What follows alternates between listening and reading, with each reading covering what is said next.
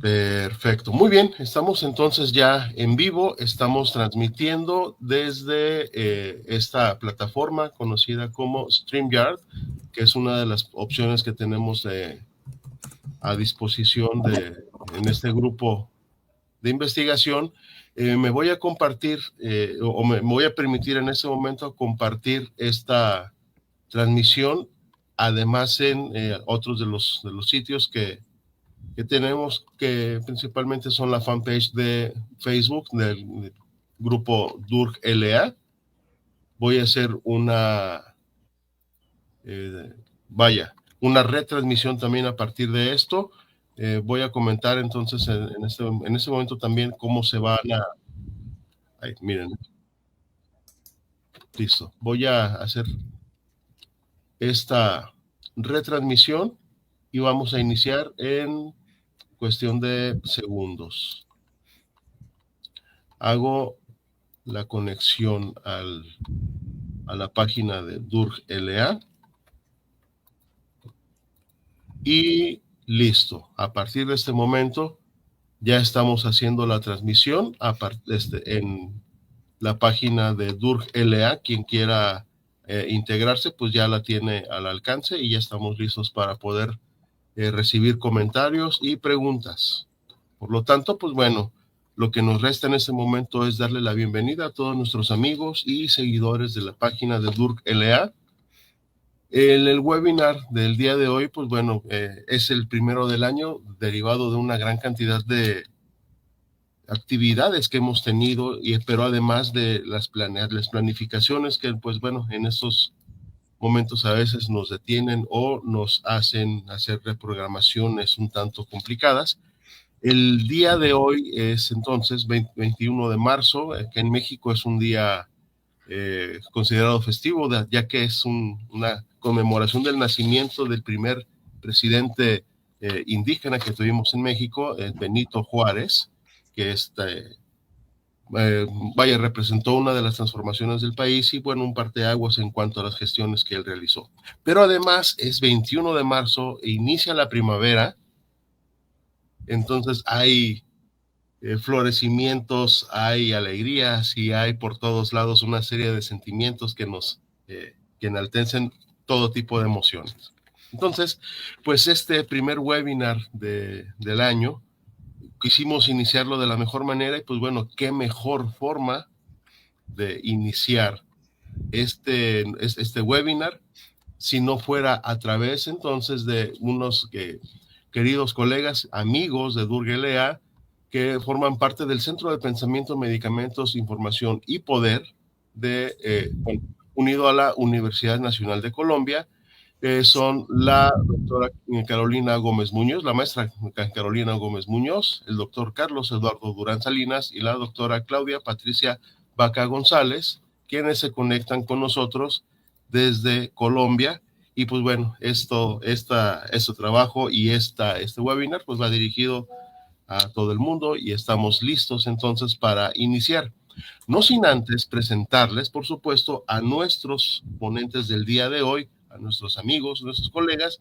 Y bueno, vamos a iniciar presentando a la maestra, a la doctora Claudia Patricia Vaca González.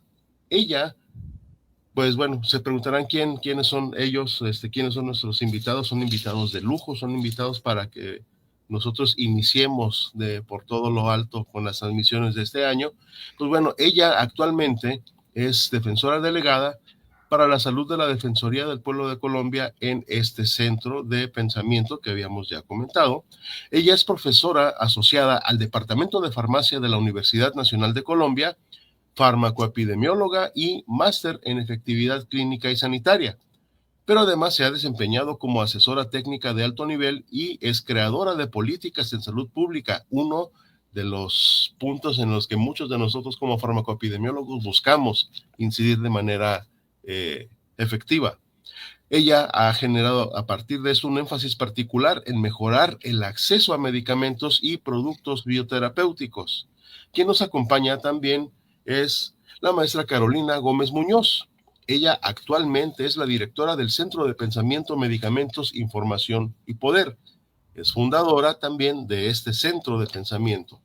Es abogada con extensa experiencia en política farmacéutica. Obtuvo su título de abogada en la Universidad de los Andes, donde también cursó una maestría en Derecho. Pero bueno, además de eso, ella obtuvo otro título de maestría en Derecho en la Universidad de California en Berkeley. 2 veces ha sido asesora en la Dirección General del INVIMA y una del despacho del Ministro de Salud. También fue directora de Medicamentos y Tecnologías en Salud del Ministerio. Es profesora de Legislación Farmacéutica y Salud Pública en el Departamento de Farmacia de la Facultad de Ciencias. El trabajo más reciente fue como asesora del secretario de Salud de Bogotá, donde lideró un proyecto para la producción de vacunas en asociación con Sinovac, lo cual pues la hace convertirse o lo hizo convertirse a Sinovac en la empresa Bogotá Bio, de la cual ella fue gerente. Es además miembro de la junta directiva de la Fundación Oriéntame desde mayo del año 2019. Y por último, presentamos al doctor Carlos Eduardo Durán Salinas. Él es un médico ecuatoriano con experiencia en investigación sobre utilización de medicamentos, salud pública, política farmacéutica e información terapéutica a prescriptores. Él obtuvo su doctorado en la Universidad de Ghent, Bélgica. Desde 2021 ocupa el puesto de profesor asistente en el Departamento de Ciencia de Datos y Bioestadística del Centro Julius de Ciencias de la Salud y Atención Primaria del Centro Médico Universitario de Utrecht, en Países Bajos. Él está afiliado como investigador asociado al Centro de Pensamiento, Medicamentos, Información de la Universidad Nacional de Colombia. Si hay algo más que podamos agregar, en este momento también cedemos el micrófono al doctor Rogelio Fernández Argüelles, presidente de DURC-LA. Bueno, buenos días a todos. Realmente para mí es una enorme satisfacción poder presentar este webinario de hoy y a las personas y al centro que representan. Yo hablaba con colegas latinoamericanos de la escasez de voces esclarecedoras que hay en la región, pero de las pocas me complace recalcar que esta quizás es de las más altas, las más claras, las más fuertes. Por eso hay que agradecer la voluntad política y académica de la Universidad Nacional de Colombia que haya cobijado este centro. Y por supuesto, no es ningún secreto que en sus inicios tuvo mucho que ver con la energía y la fuerza de la propia Claudia. Voces, hablaba yo de voces hace cuando inauguramos la cátedra Héctor Busquiazo, que precisamente era de las voces de América Latina, y ahora pues tratamos de tener esta cátedra con este nombre. Y estas voces que esclarezcan, difundan, a veces se puede hablar de denuncia, de todo el entretejido de factores y determinantes, no ya del uso racional de medicamentos, que era algo que era un ideal en los años 90, y cuando se formó el DURLA, que por cierto, Claudia fue presidenta muy destacada en 2 periodos del DURLA, no ya del uso racional del que hablábamos, sino de una dimensión más trascendental, que es el acceso y disponibilidad de suministro de medicamentos esenciales, que se convierte en sí en un derecho humano. Entonces, poder presentarlos y poder reconocer el trabajo de este centro con una modesta, quizás no conocida todavía internacionalmente, pero que se va haciendo tradición, de una distinción que otorga el DURLA a los centros o agrupaciones que tienen estas características de promoción en América Latina. Esta tradición la venimos desarrollando desde el 2022, donde fueron ese año destacados la Asociación Salud y Fármaco, conocidísima en todo el continente, y el CUFAR de la Universidad de La Plata, conocidos también. En el 23 se le otorgó esta distinción al SimLab, del cual también Claudia tiene muchísimo que ver en su origen como un desprendimiento promisorio y productivo del DUR. Y este año pues la hacemos con una enorme satisfacción a este centro. Pues ya después, al final de sus intervenciones, ya enseñaríamos la condecoración, la distinción, y se las mandaríamos para que ustedes la tengan. Es solamente simbólica, pero de los símbolos se hacen las grandezas.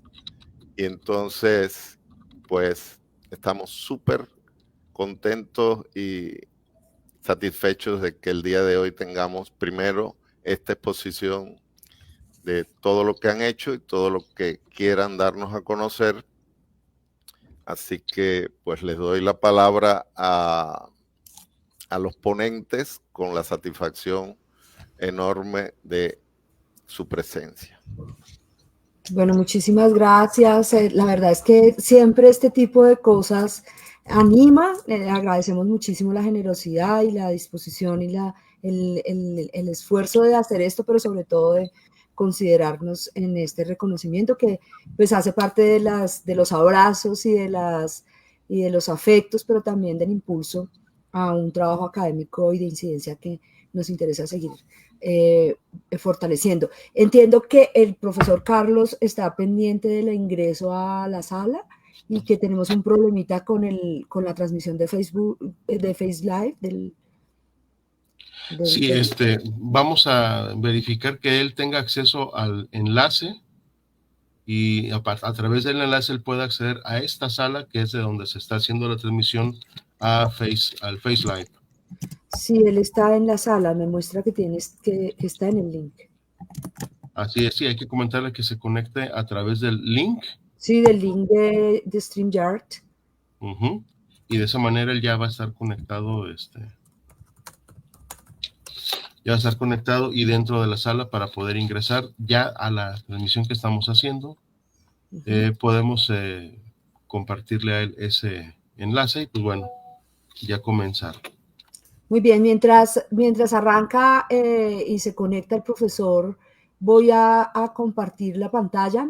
La teníamos organizada con él, pero para ir comenzando, hagámoslo de inmediato así. Queríamos contarles inicialmente qué es el Centro de Pensamiento, Medicamentos, Información y Poder. Esta es una iniciativa de la Universidad Nacional, de la Escuela de Pensamiento que hace parte de la Vicerrectoría de Investigación.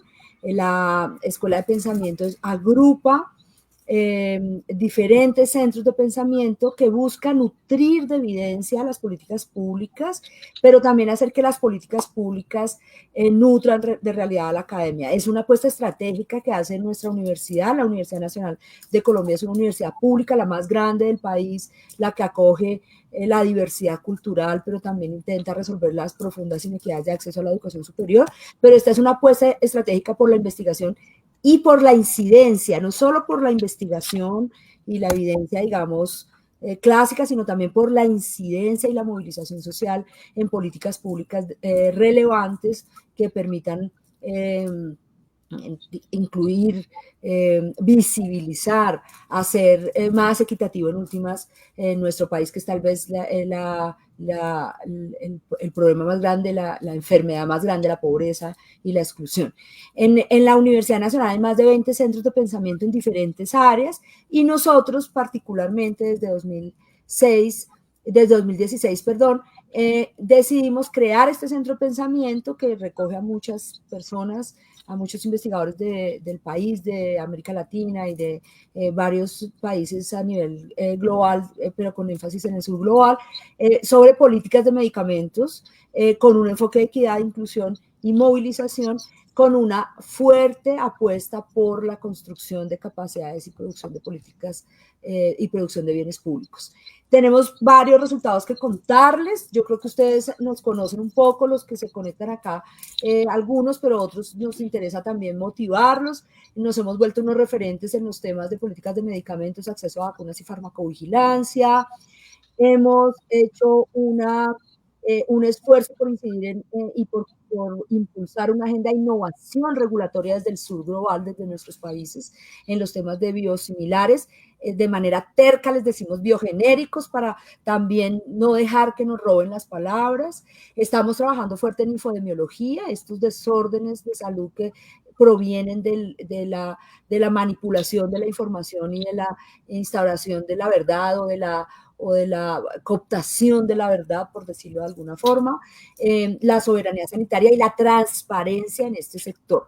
Tenemos mucha presencia en medios, también mucha producción académica, particularmente durante la pandemia tuvimos una presencia muy grande y ahora en los debates de la reforma a la salud también hemos estado muy presentes con diferentes entidades.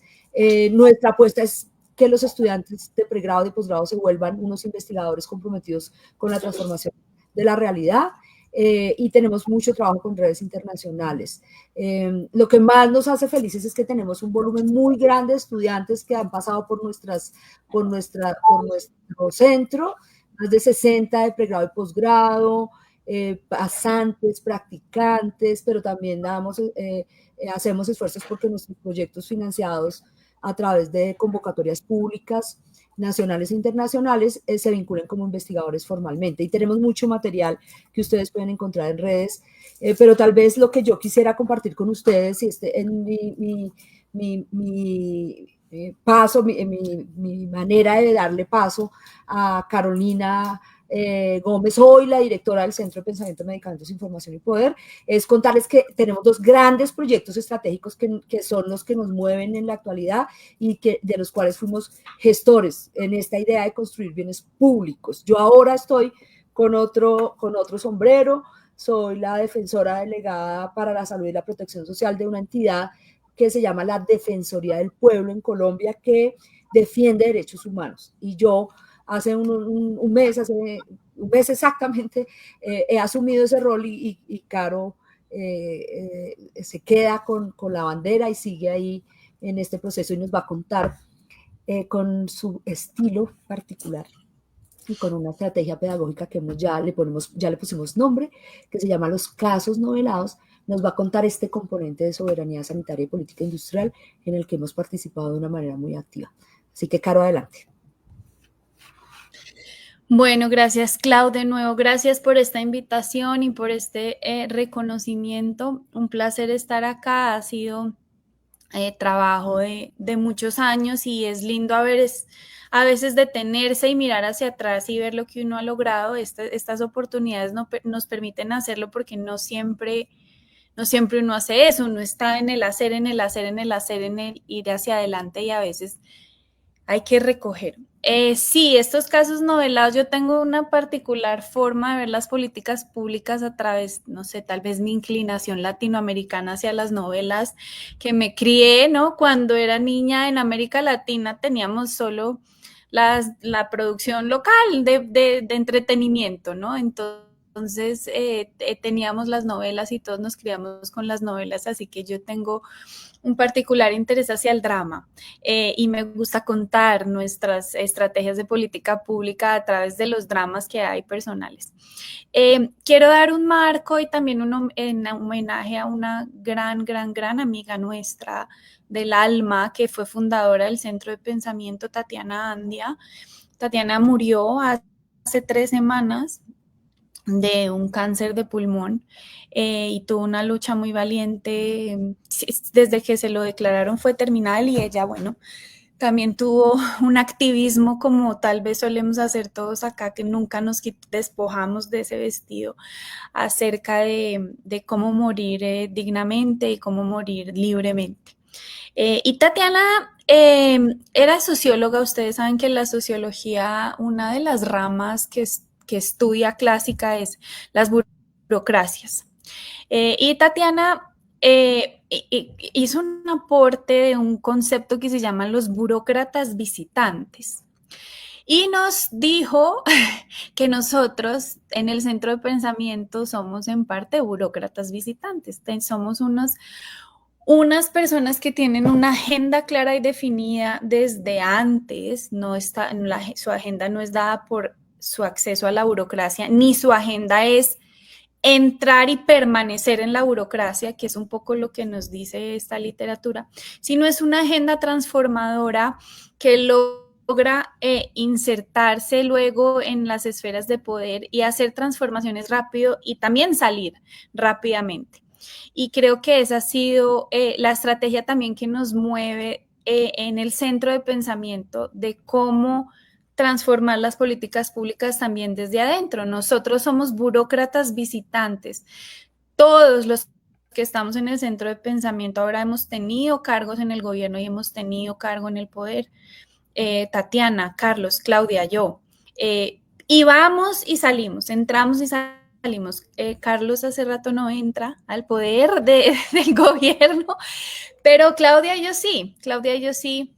Y nos turnamos. En este momento, pues Claudia ya les contó, ella tiene un cargo muy relevante para la defensa del derecho a la salud en Colombia y es un cargo en una entidad del gobierno. Y yo también en momentos de mi vida lo he hecho y quiero contarles especialmente 3 casos en los que a partir de nuestra agenda clara del Centro de Pensamiento hemos tenido incidencia también haciendo las visitas al Estado, las visitas al gobierno. El primero y más claro es Bogotá Bio, es una empresa pública de producción de vacunas que se creó en pandemia en la ciudad de Bogotá y en parte yo estuve allí, fui llamada a liderar ese proyecto, pero justamente por nuestras posturas sobre la producción local de vacunas en el Centro de Pensamiento. Todo empezó cuando empezó pandemia y empezó este frenesí de webinars, porque era como la forma como teníamos de volcar esa ansiedad hacia algo productivo. Era webinars, pensar, hacer, hablar.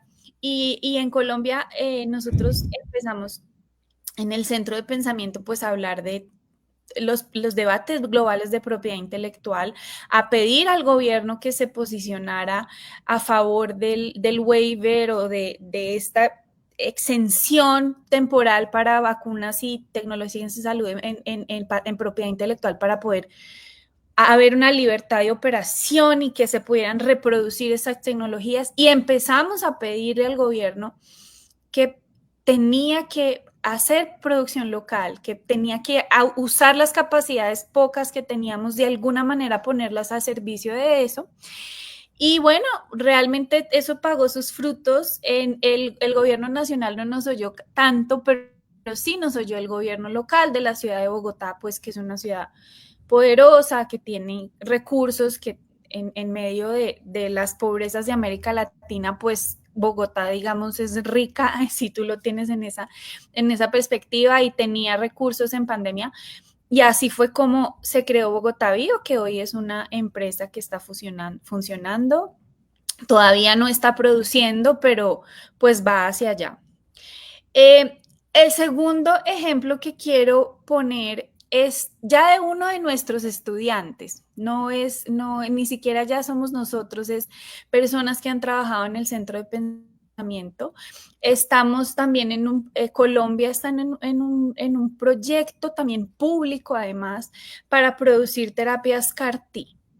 Y digamos, José Daniel Rengifo, que es también abogado, pero hace parte del Centro de Pensamiento, en su maestría en Biociencias y Derecho, hizo una tesis muy importante de análisis del patentamiento del CAR-T y de cuáles deberían ser las propuestas de modificar ese patentamiento para que sea, digamos, reducido a sus justas proporciones.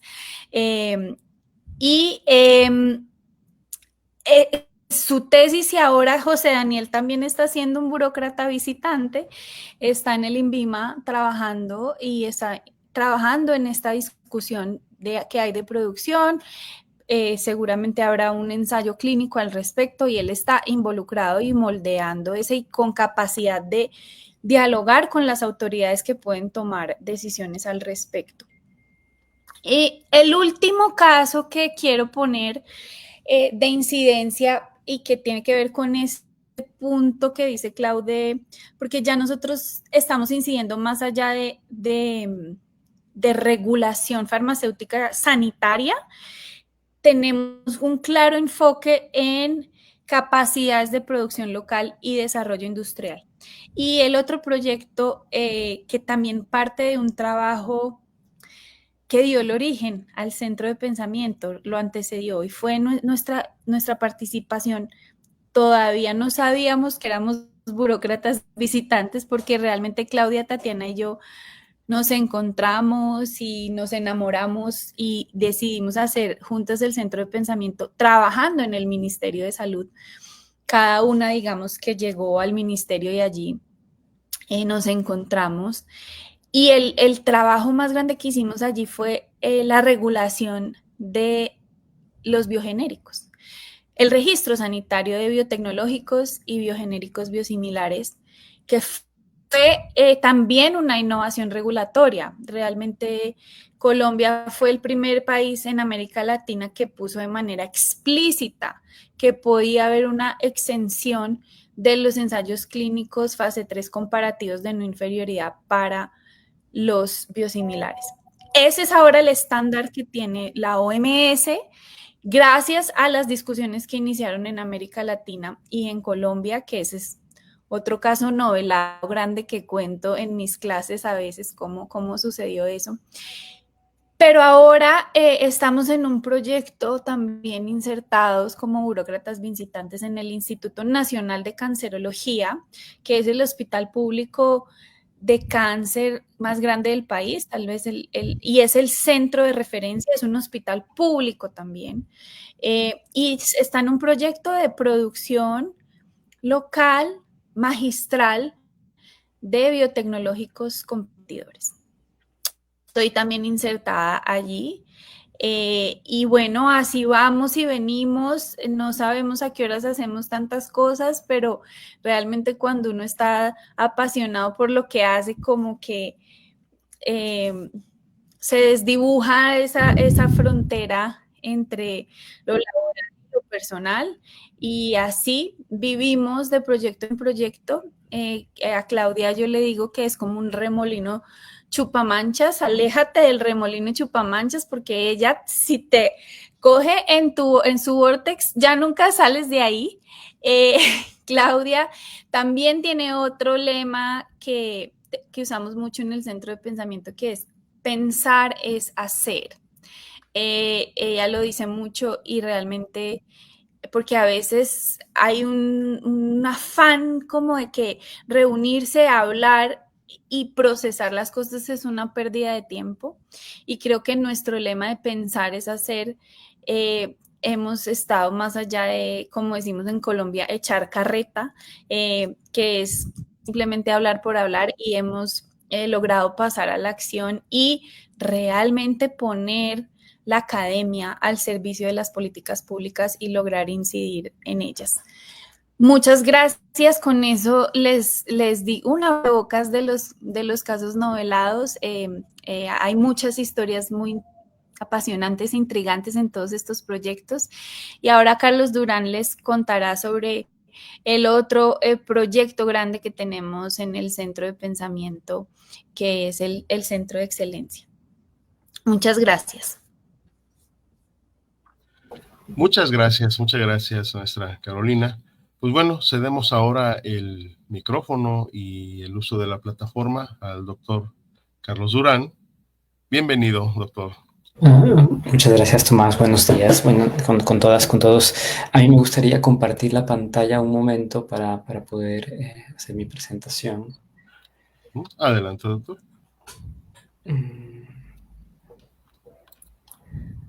Share screen.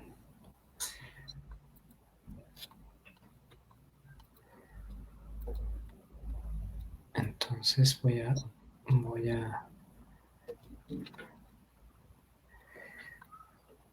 Window.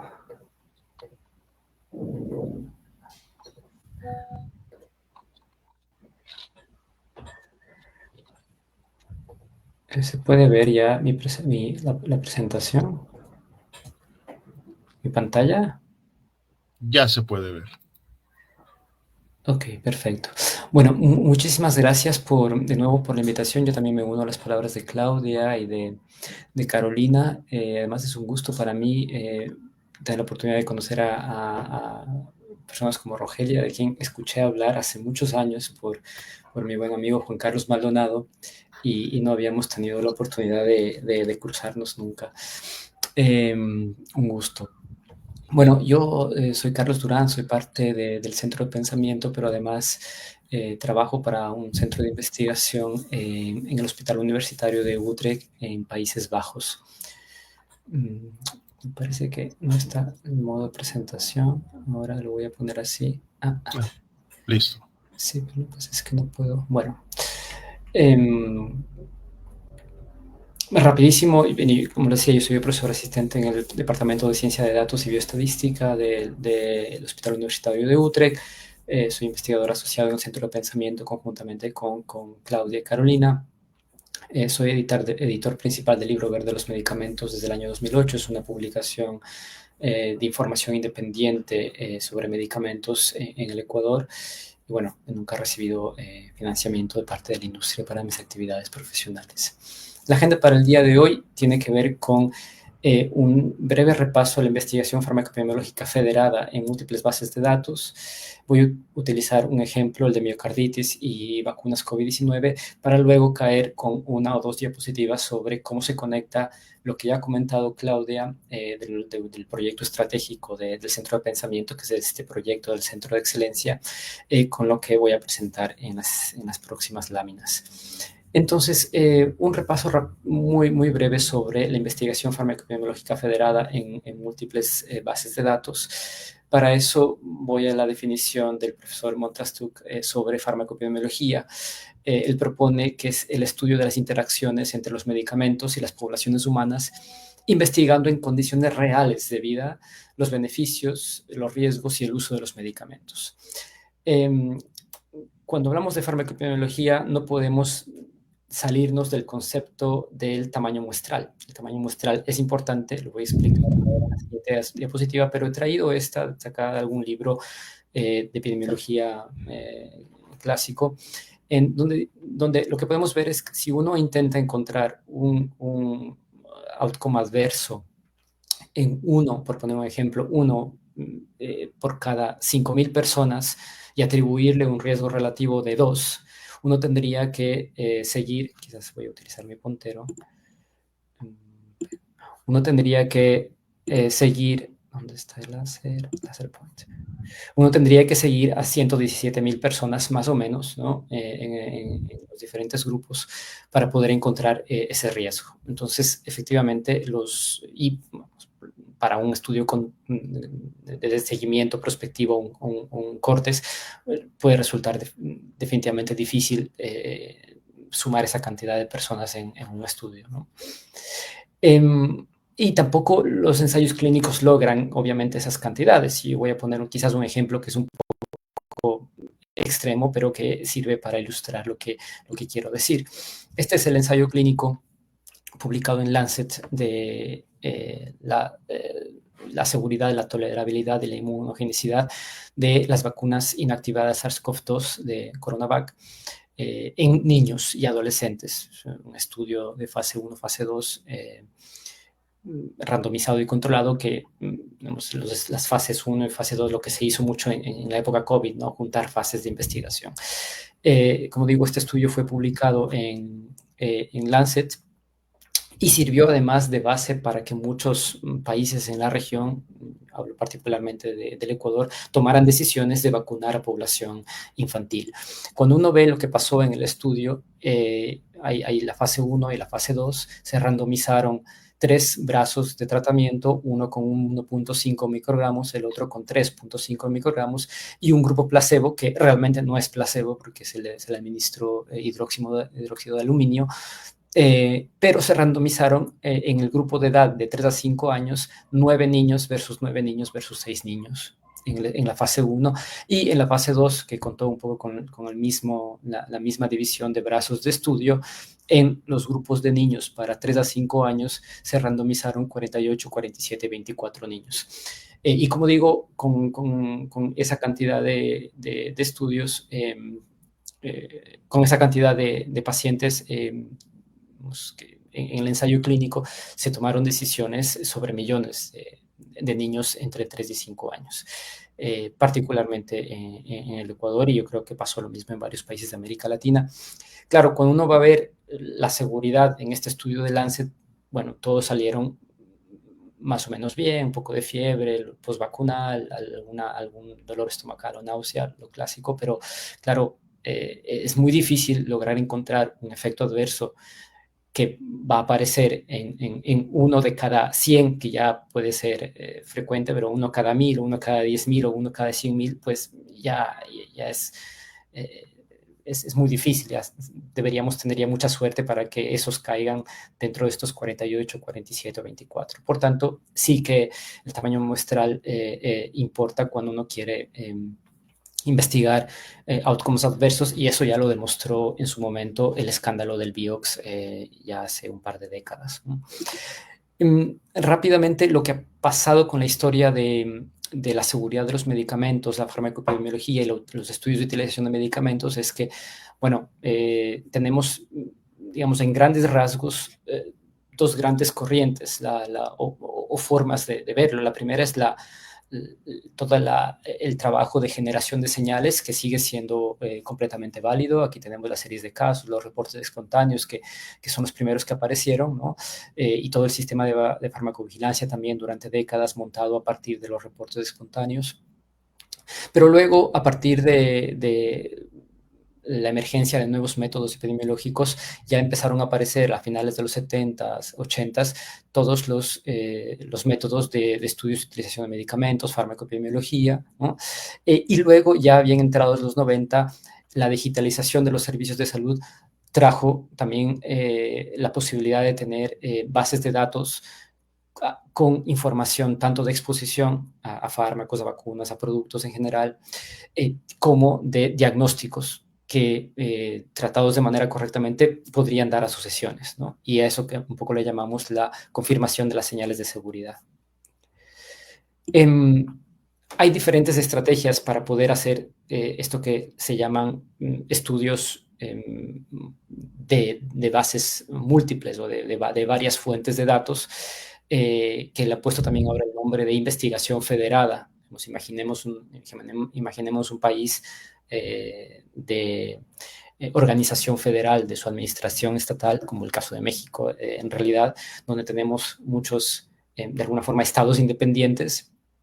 Un poco lo mismo es lo que se está planteando ahora. Tenemos bases de datos independientes con su propia administración del dato, sus propias reglas internas de juego, como esas bases de datos con sus propios gobiernos del dato pueden aportar a estudios de investigación y a resolver preguntas específicas sobre seguridad. Hay varias formas de hacerlo. Esto es no voy a explicar en detalle, pero sí decir que la mayoría de los modelos o estrategias que se están planteando parten obviamente de tener un protocolo de investigación único, escrito, aprobado, comentado por todos los miembros de la red, de las bases de datos participantes, ¿no? Y que luego ese dato local, que aquí le ponen como dato sin dato raw data, ¿no? Como dato, literalmente sería dato salvaje, pero dato local, ¿no? Es mediante ciertas técnicas de transformación y de análisis, puede dar finalmente un resultado conjunto, único, ¿no? Al final de todo un proceso. Hay varios ejemplos que se han puesto ya en marcha. Quizás de los primeros fue el Sentinel, la red de bases de datos de los Estados Unidos para poder responder preguntas de seguridad. Darwin, que se ha puesto en marcha el año pasado desde la Agencia Europea del Medicamento. De igual forma, su objetivo es ese, es poder, a partir de las bases de datos, tanto clínicas o de reembolso que tienen montados los sistemas de salud europeos, poder curar el dato y a partir de un dato curado contestar una pregunta, ¿no?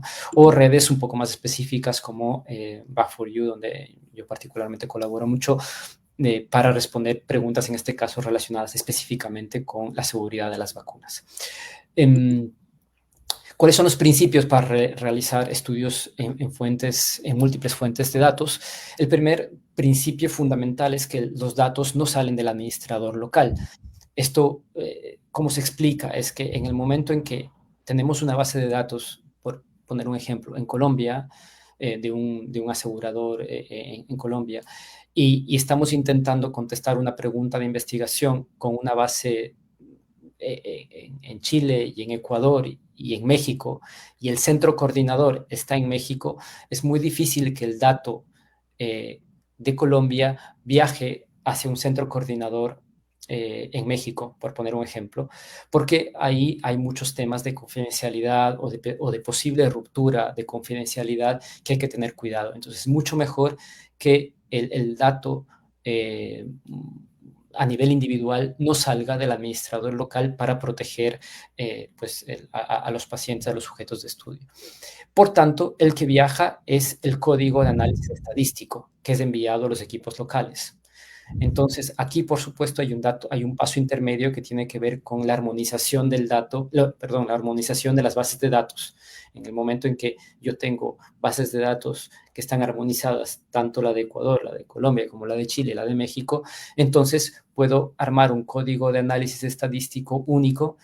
Es el que envío a los equipos locales corren el código de análisis estadístico y lo que envían es el dato agregado, procesado. Ya no sé, el equipo central, por poner un ejemplo en México, ya no recibe de ninguna forma un dato individual, sino el dato porcentaje, el dato incidencia, el dato agregado, ¿no?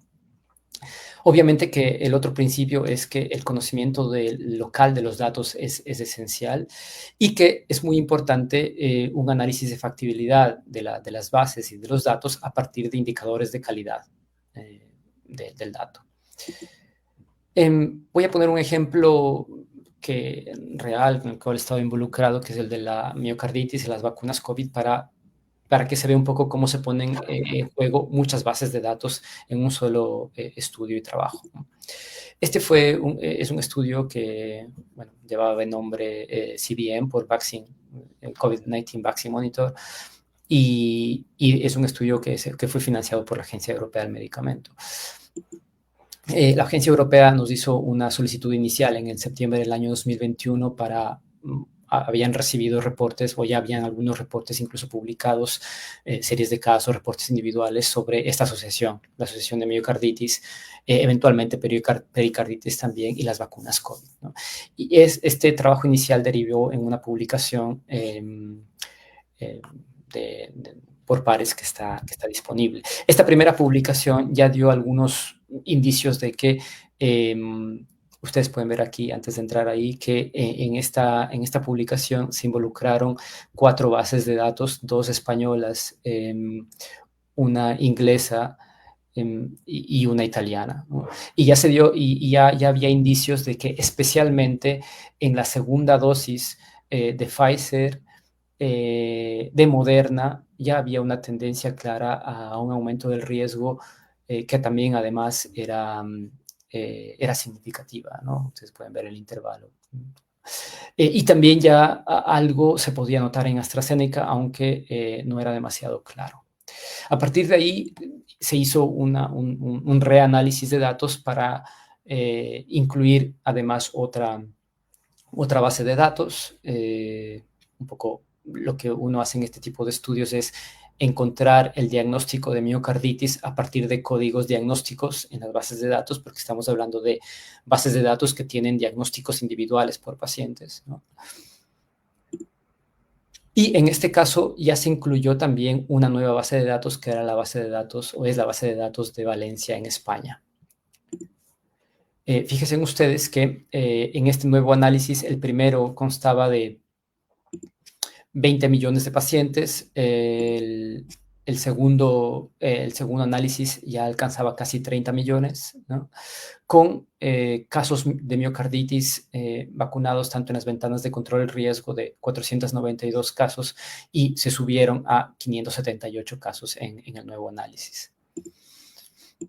¿Cuáles fueron los resultados? Bueno, en el análisis principal, donde se pusieron todas las edades y todos los géneros en un solo análisis, con una ventana de riesgo por dosis de 28 días de intervalo, ya se notaba que había un incremento en las segundas dosis, tanto de Pfizer como de Moderna, ¿no?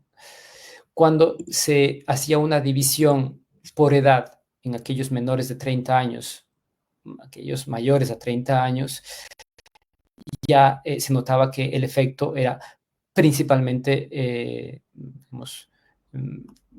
atacaba mucho más a aquellos menores de 30 años. En los mayores de 30 años caía el riesgo incluso en algunos casos debajo de la línea del intervalo, del 1, ¿no? De riesgo. Y principalmente con la segunda dosis, tanto de Pfizer como de Moderna, ¿no? A pesar de que, si ustedes se fijan, la tercera dosis de Moderna también daba un estimador positivo, a pesar de que el intervalo sí que cruzaba la unidad.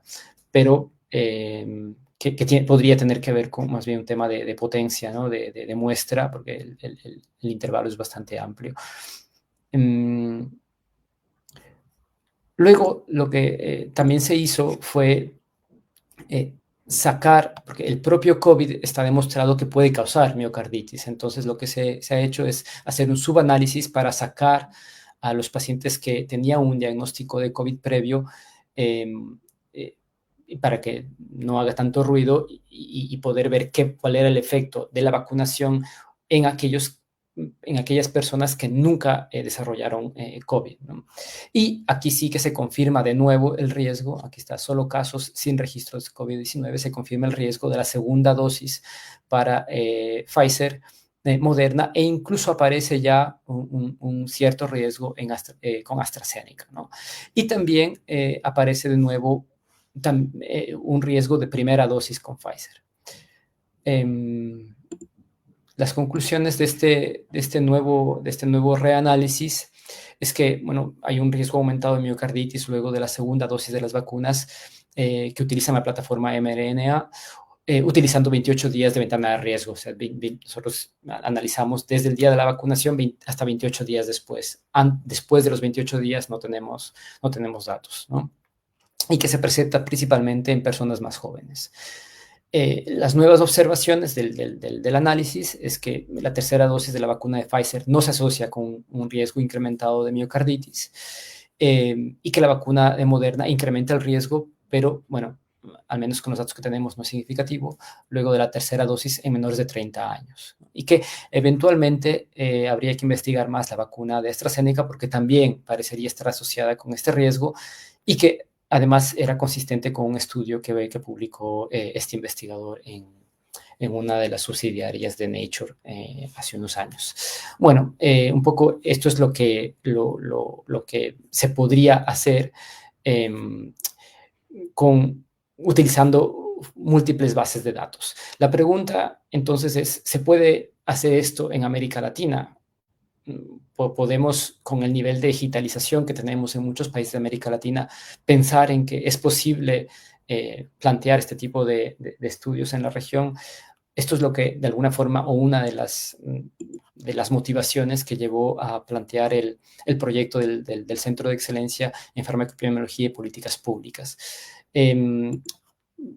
Ahora mismo, con 4 objetivos muy definidos, es identificar grupos activos de investigación en farmacoepidemiología, tanto autores, bases de datos, en 3 países de la región, en Colombia, Ecuador y Chile, por un tema de recursos y disponibilidad. Ahora hemos planteado esos 3 países. La otra, y un poco lo he resaltado porque viene conectado con lo que acabo de presentar, es realizar un primer estudio, bueno, que en realidad no debería atreverme a decir que es el primer estudio porque no estoy seguro si es el primero, pero al menos uno de los primeros estudios de farmacoepidemiología utilizando varias bases de datos, ¿no? De datos individuales, fue el T-múltiple en la región. Hemos estado en discusiones de cuál podría ser el tópico y lo que más nos parece que se acerca a lo que nos gustaría hacer es un estudio de utilización de medicamentos relacionados con antiepilépticos en mujeres en edad fértil, hombres también, y en mujeres embarazadas. Vamos a ver cómo nos va. La idea es que a partir de las bases de datos que identifiquemos en esta revisión de alcance que estamos realizando en este momento, podamos, sobre estas propias bases de datos y equipos, podamos realizar este estudio, ¿no? Luego es identificar y posicionar temas emergentes en la investigación de la seguridad de los medicamentos y vacunas. Hay temas súper importantes y emergentes, como lo explico, ecofarmacovigilancia, seguridad con un gran enfoque de género, ¿no? Por poner un par de ejemplos. Y luego es proponer e incidir en la agenda regulatoria a partir de los hallazgos de investigaciones que realiza el centro y de otras actividades que realizaría tanto el centro de excelencia como el centro de pensamiento. Yo solo termino diciendo que quizás aquí se ve solo estos 3 países, Colombia, Ecuador y Chile, pero en realidad es una invitación también a los colegas de la red, del DORGLA y más allá, si en algún momento piensan que se puede contribuir y tienen datos o quieren entrar o queremos estar en contacto, pues por favor escríbanos y con gusto pues incrementamos la red y la gente que está interesada en estos temas. De nuevo, muchísimas gracias por la atención y por el reconocimiento del Centro de Pensamiento. Gracias. Muchas gracias, doctor, por su brillante participación y por supuesto que deja pues algunas invitaciones claras a la integración a estos trabajos de investigación. Doctor Rogelio, ¿algún comentario? Sí, el tema es apasionante. Del COVID todos quedamos con secuelas académicas, con secuelas fisiológicas, con secuelas mentales. Y aquí tuvimos uno de los países más golpeados, fue México, eso no es ningún secreto. Y yo creo que sería interesante indagar sobre la voluntad política que pueda tener COFEPRIS en colaborar con ustedes, que, bueno, tuvo una crisis muy fuerte. COFEPRIS institucionalmente, precisamente en los años del COVID, fue tremenda. A lo mejor con las voluntades políticas siempre hay que manejarse, porque no hay de otra. Sería muy interesante tratar de... Este reclamo de las bases de datos es... Qué bueno que se está materializando, porque llevamos 20, 30 años hablando de la necesidad de las bases de datos. Y mientras no haya bases de datos, no podemos hacer farmacoepidemiología, digamos, de impacto, porque podremos hacer, pero localmente, tener una base, unir las bases de datos sería maravilloso. Así que vamos a dejar abierta esta posibilidad y a ver si las voluntades se potencian. Muy bien, yo creo que ha sido un ejemplo muy bueno de colaboración. Ya hace mucho tiempo que sabemos que la farmacovigilancia pasiva tiene una crisis epistemológica bastante fuerte y hay que ir a buscar el problema. No podemos esperar que llegue el problema, ¿no? El problema es que ir a buscar la resolución del problema con este tipo de farmacovigilancia más proactiva, ¿no? Así que qué bueno que hay este tipo de iniciativas, tienen ustedes este tipo de quizás ya de experiencia y liderazgo que puedan ayudar a otros países y otras instituciones. Pues por nosotros solamente nos queda hacer la entrega formal de la distinción que Tomás va a poner y leer. Es algo que nos enorgullece a nosotros poder distinguirlos, como ya ven que ya vamos unos tiempos que ya habíamos, desde diciembre habíamos tenido el acuerdo. Entonces, pues Tomás, ahí haz la lectura, por favor. Muy bien, pues como bien comenta el doctor Rogelio, este es un reconocimiento que el Comité Directivo de DURC LA hace cada año a instituciones o a grupos de investigación que se hayan destacado precisamente por su labor y el impacto que tienen respecto al uso de medicamentos o la investigación en uso de medicamentos. Por supuesto que nos ha quedado perfectamente claro el impacto que ustedes tienen en este momento, y por supuesto que también nos entusiasma y nos emociona saber pues todo lo que han logrado. De tal manera, entonces, que damos lectura a ese reconocimiento que año con año nosotros ofrecemos y nosotros damos a quienes se han destacado precisamente por su labor. Y este reconocimiento a la letra dice, bueno, el Comité Directivo de DURC LA otorga la distinción anual Medicamenta et Sanitas 2024 al Centro de Pensamiento, Medicamentos, Información y Poder, UNAL Colombia, por su acertado y contundente liderazgo en el debate sobre política y regulación farmacéuticas y su articulación entre los distintos actores en Latinoamérica. De Tepic Nayarit, 20 de diciembre de 2024, que es la fecha cuando se tenía programada la entrega, y firma el doctor Rogelio Alberto Fernández Argüelles, presidente de DURC LA. Gracias. Aplausos.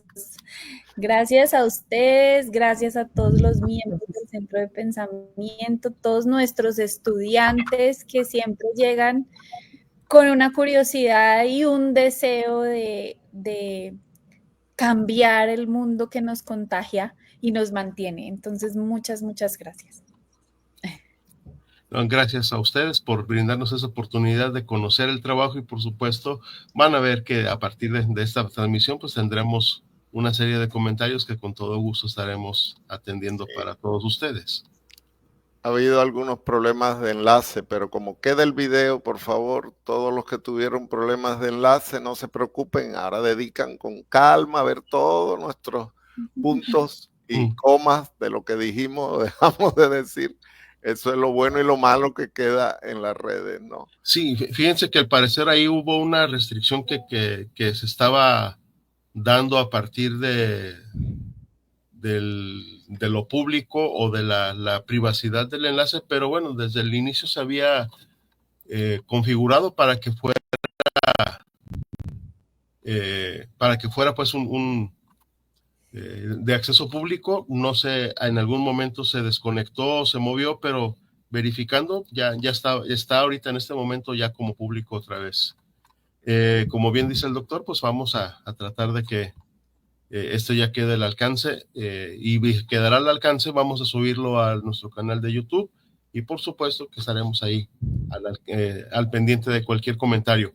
Antes de terminar con esta transmisión, también queremos hacer la entrega de la constancia a cada uno de ustedes para reconocer esta labor del webinar del día de hoy. Y a la letra pues dice el Grupo para la Investigación de la Utilización de Medicamentos en América Latina AC, conocido como DURC LA, otorga la presente constancia a la doctora Claudia Patricia Vaca González por su participación como ponente en el webinar Cerrando brechas entre la academia y las políticas públicas, celebrado por vía virtual el día 21 de marzo del año 2025. De la misma manera, hacemos esta entrega de constancia a la maestra Carolina Gómez Muñoz y al doctor Carlos Eduardo Durán Salinas. Firma el doctor Rogelio Alberto Fernández Argüelles, presidente, y su servidor, maestro en ciencias Tomás Mario Ábalos Rubalcaba, como vicepresidente de DURC LA.